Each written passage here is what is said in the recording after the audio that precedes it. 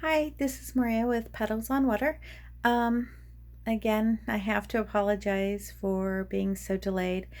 Um, this time I was still sick. This thing has been going on for forever.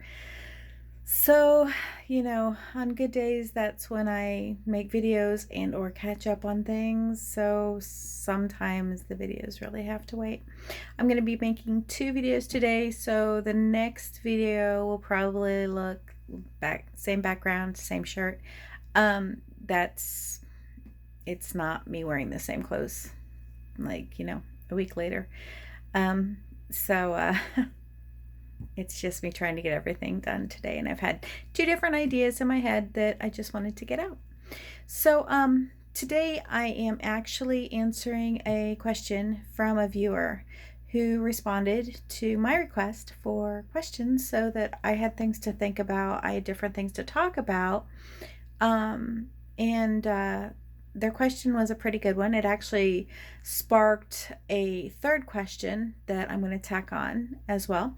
And the viewer was Gwendolyn Rose, and she asked, or they asked, um, what was the best part of being a system and the worst part of being a system. And I am going to tack on what's one of the stranger things about being a system. Um, so actually, I really had to think about it because I felt like, in some respects, my best answer was something I've kind of answered or talked about repeatedly, but it really is the best answer. And the worst was really hard because there were a lot of opinions about what the worst things were. Um, and of course, then there was some debate about, well, did you mean on this level, on that level? You get enough people in here going, and we take it too far. So we decided to do it high level. The obvious, well, what is the worst thing? So the best thing, I know I've talked about a million times, and it is the people in my system. The support that they give me. I am no longer alone and isolated. Um, and for my particular trauma, that's actually like kind of vital. Um, so plus we don't always get along, but they're really good people. And so I'm glad that they're in my head with me. Now, these are my front people, the people that I work with. I know I have other altars or fragments in the back, but I don't interact with them. So these are the people in the front that I deal with all the time. Or I do now. I think there were different people before. So, but that's the best part of being in a system is, all the various altars when we work together, and we support each other. So, either a good circle of friends or a good family, or I'm not sure what analogy you'd like to use with that. Um, and then the worst part is, well, originally I was going to make it the flip side of that, which was, when we fight, because that's not fun. But actually, what we all decided on was that the worst part is that none of us actually get to do what we want. We all have similar but different interests. For the most part, a large portion of us are artists. There's another portion that are more into science. And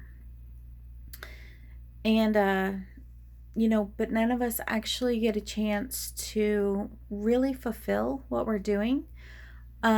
Sometimes it's as simple as, we have an opportunity begin to open up, but it takes us so much by surprise, like we're not expecting it, that, a protector steps up, and then suddenly we can't do what we were going to do or what we're really good at. Other times it's literally just as simple as not having the opportunities because we're someplace different in our lives and we can't actually make the connections we need to make, or we have other responsibilities that we have to do. the other part of it too is that, our system is, and some people might argue this, but like, I know another system, and they discussed that they felt like their system's imperative was to make things cohesive, to help them understand what was going on around them. But my system is bent on survival. So basically, we're focused on what we feel like we have to do to survive. It's not a matter of what we want, it's what do we need. Um, which is interesting, giving everything going on in the world. For us, survival is very primal, very basic. Food, shelter, clothing, medical needs, like literally. Anything else we can do without. And unfortunately for us, that includes going out, buying expensive clothes or nice clothes. A lot of times we'll hold money back, waiting for something to happen that very often does. Unfortunately. So, um, so yeah, none of us have really had the opportunity to focus on what we're doing because we're so bent on survival and what we think we need. So then everything we want just gets pushed off to the side. So that's the best and the worst. The thing that happened that I wanted to add, and actually the funny thing is that the best and the worst actually actually kind of is what made me cognizant of how strange certain events have been, because thinking about what's the best thing, what's the worst thing, has really made us process when things happen. Oh, this is this, or oh, this is that, or I've never noticed this, or it really sparks some thought, to make us more aware and more conscious of how we function as a system, really. What are some of our mechanics? Where were we actually showing our systemness when Maria thought she was a single? Um, I've discovered a few things. So this has just been, it was actually a very good, very interesting question. So thank you, Gwendolyn Rose, for asking me that. Um, the the question and answer I wanted to tack on here is, what is the strangest or one of the stranger things about being a system? Um, so I have moved around a lot. Um, I couldn't even tell you how many different places I've been. I stayed with my relatives a lot in the summertime, and they moved. So, there's been a million houses, a million being a supreme exaggeration, but there's been a lot of houses that I've lived in. So I was in the bathroom the other day and I was just looking around, and I suddenly realized that this was the only bathroom that I knew. Like, that's literally the thought that presented itself. I haven't known any other bathroom. It was really, really weird because, and this is going to get confusing, because when we are co-conscious, very often it seems like it's me saying this, except this was a very weird thought. And that happens a lot, actually. I actually will get a thought that doesn't make any sense at all to Maria, who is identified with the body and so remembers so many things about our life. So Maria was like, I don't know where this came from, because this is not the only bathroom we've ever known. This is one of many, and we've been here before and we left and now we're back, and what? And whichever altar this was, and they didn't identify themselves, they were obviously one of my new altars. And they said, no, I have never been in another house but this one. And that was so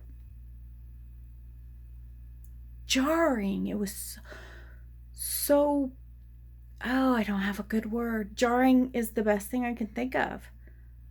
The concept that there are parts of me that don't have, that's weird. It's difficult for me to process. So when that kind of thing happens, like, that's one of the stranger things about being a system. Like, I often think it's got to be hard for people who have known me for a long time, and I haven't really been hiding that I'm a system. Whether they've chosen to follow me and, find out what's actually going on. I mean, it would be weird, you know. My family's good with it because they're like, yeah, no, no, no, we've seen this, or this explains a lot. They get it, they're cool with it. Um, but, my friends, I don't really know how they feel about it. So I would think it would be hard. Um, and when things like that happen, that concept that this house that I used to come to in the summer, this is my grandparents' house. It's a family house, and I live here now. And the fact that there is a part of me that only knows it from the here and now, not from when I was a teenager, none of the houses in between. Literally, this is the only house that they've known. It's it's a strange juxtaposition of all these memories and nothing. I mean, literally, they would have come into being within the last 6 months, and this is all they've known. I mean, tell me that's not strange, because to me, that's really strange. But that's part of what this dissociation is. That's part of what makes it farther on the farther end. It's part of the reason why I would say that they're people. I don't know what the official term for it is, but for me, they're people, because this person has entirely different memories than I do, or at the very least, a different way of coming at it. So for them, this is all new. For me, this is, there's memories, there's nostalgia, there's, all this stuff in between. So, best that we're all together, that they can help me. Worst, that none of us really get to do what we want or see our dreams through. And strangest, that we do actually have different experiences, different memories, different places of origin, and longevity. So, yeah, kind of a different experience, definitely. That kind of wraps it up. And I, again, for like the third time, want to thank Gwendolyn Rose. I really, really appreciate it. I really just cannot stress this enough. If you have anything to ask me, anything to say, I really, really enjoy the opportunity to think about this stuff. It helps me process this, at least one part that I can control by doing this vlog. The things that I want to go through therapy for, I can't process here. So thank you, Gwendolyn, for asking me this and really letting me think about things. It's been a huge help. So thank you all for watching. Like, comment, subscribe if you feel the wild hairy urge. And hopefully I will see you again later. Bye.